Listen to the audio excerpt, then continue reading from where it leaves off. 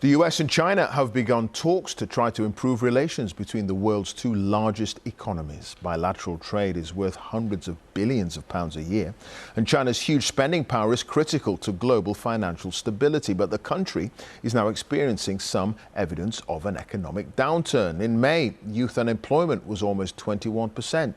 That's a record high, and exports dropped year on year by 7.5%. Property investment is also down. With more, here's our China correspondent, Stephen McDonell.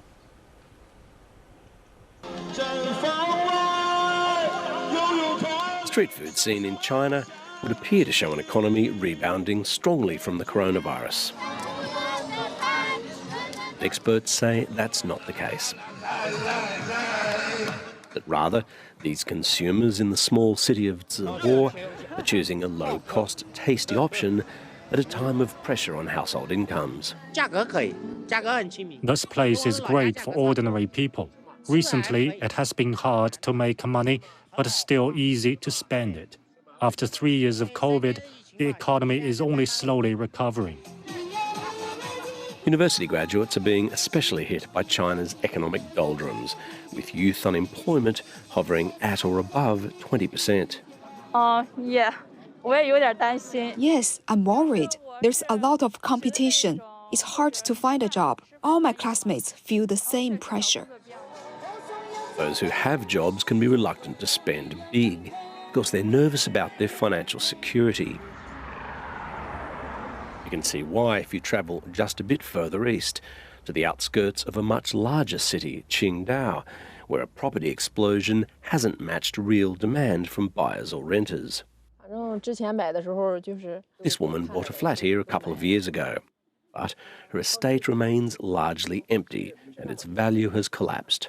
Of course I'm worried, but what can I do? Everywhere there are shells of tower blocks which appear abandoned.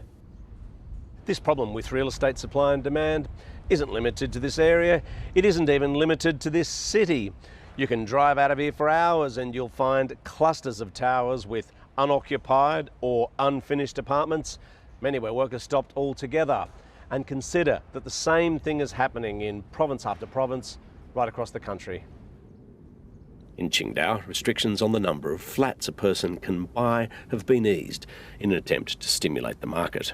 A local real estate agent told us sales volumes have halved in recent years. Prices are down because the market is saturated. Too many homes were built, and it's hard to sell them. Negative sentiment could also keep spreading to the sprawling local port and therefore the world.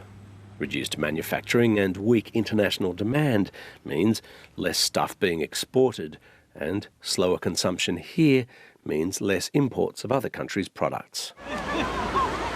Just up the coast, while tourism has started to recover on the beaches of Qingdao, the government wants Chinese people to spend more than the price of swimming gear. However, the fear is that pessimism is setting in, and it can be hard to turn around. Stephen McDonell, BBC News, Shandong Province.